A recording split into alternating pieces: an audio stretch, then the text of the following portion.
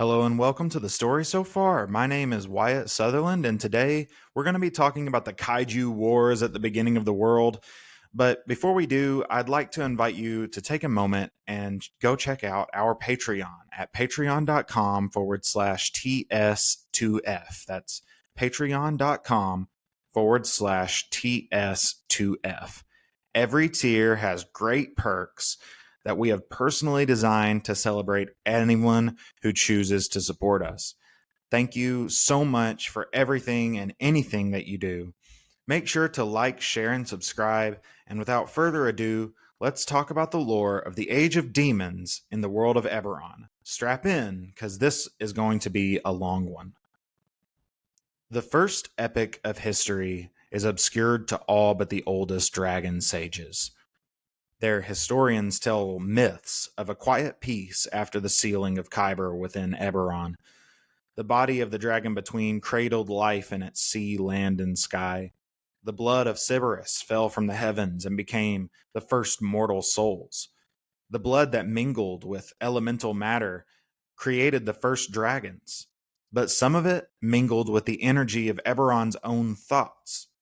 This blood became the Coatls, celestial serpents with feathered wings and demigod souls.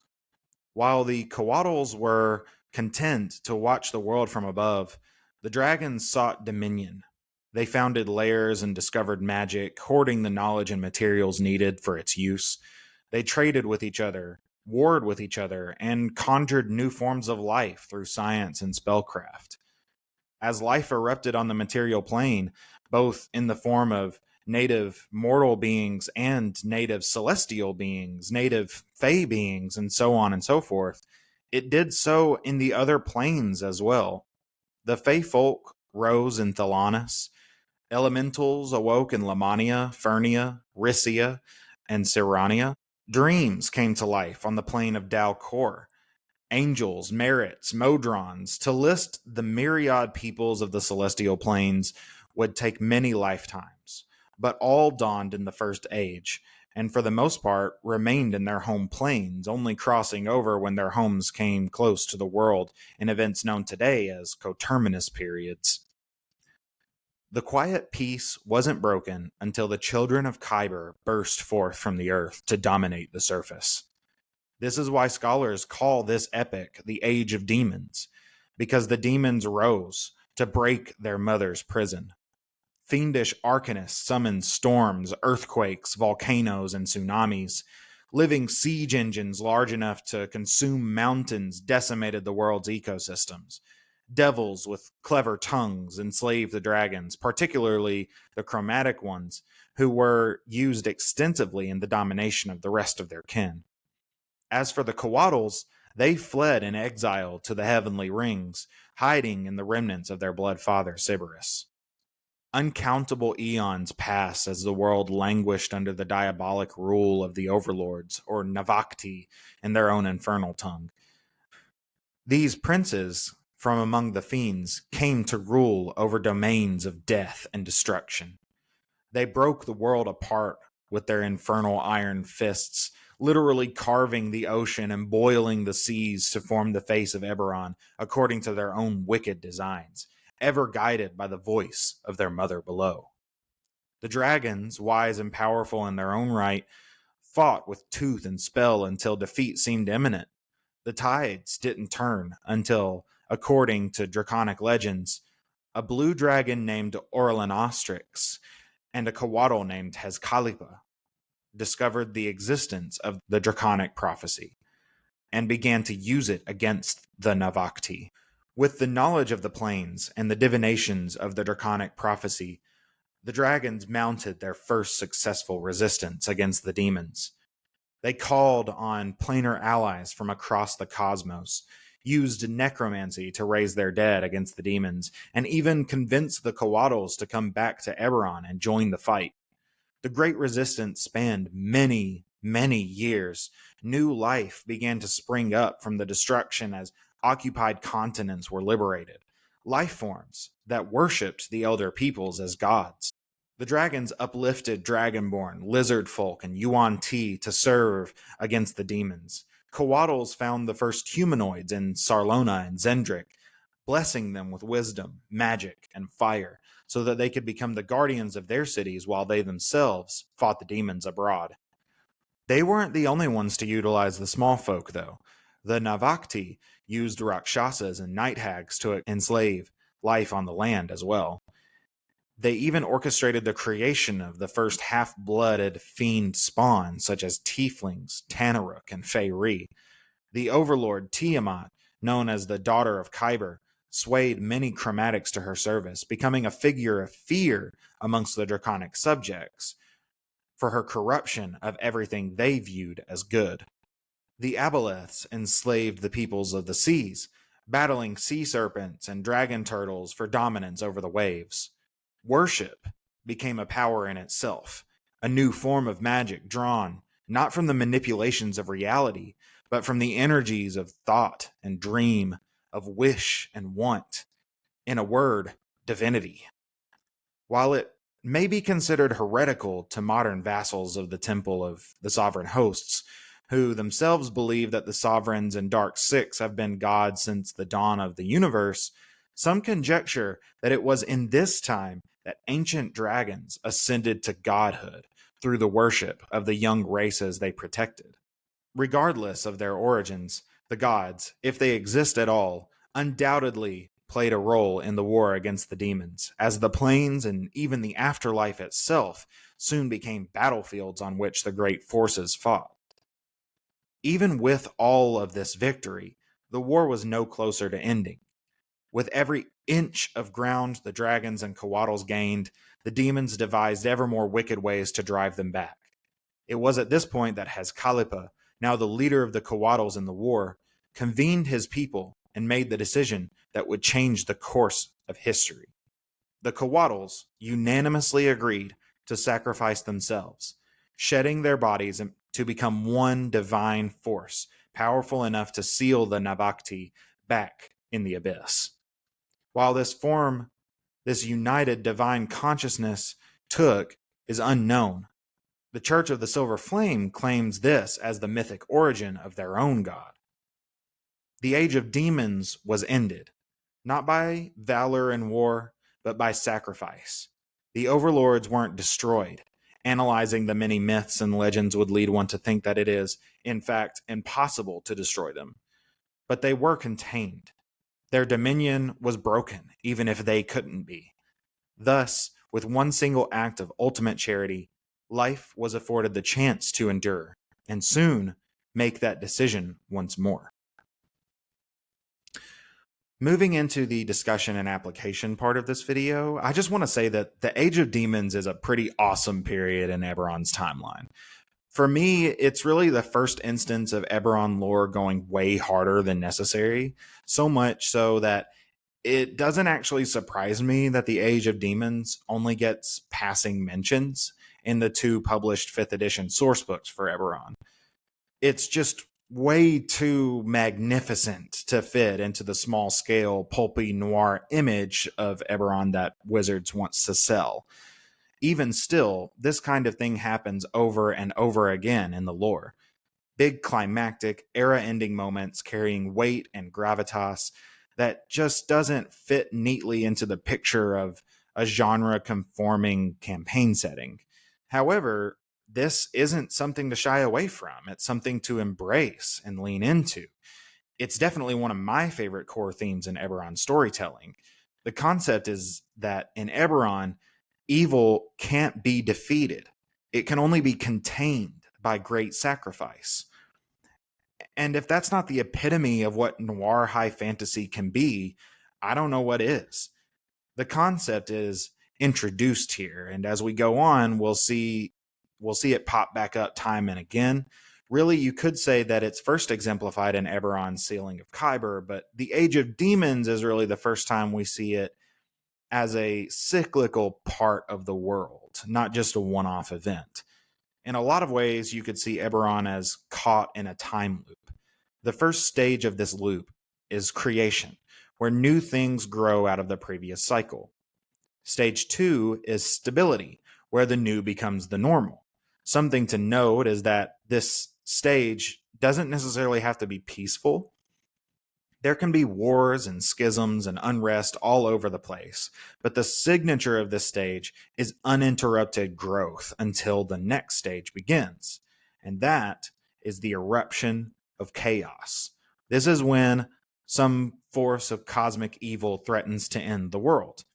In the Age of Demons, it was the Children of Kyber. In the Age of Giants, it was the Quarry Dream Spirits. In the Age of Monsters, it was the Dalkir, and so on and so on. Finally, the cycle ends with one great sacrifice that destroys whatever is the remaining power of the current age and resets the world for the next epic of history. Understanding this cycle is actually really helpful in writing Eberron campaigns as a DM.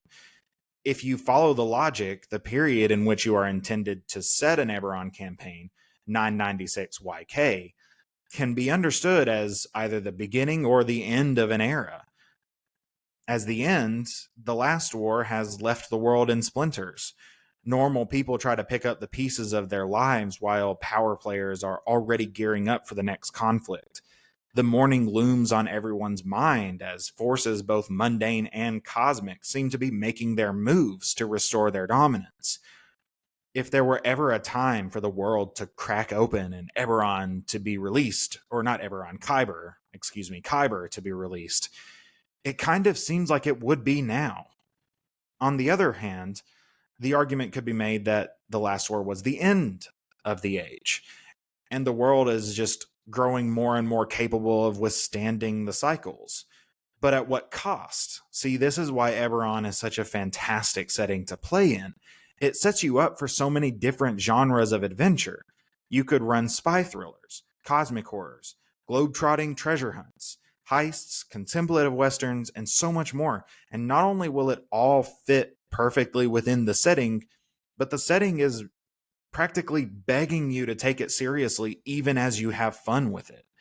You can tell war stories that ask about the ethics of violence. You can tell stories that critique the effects of an industrial boom on the environment.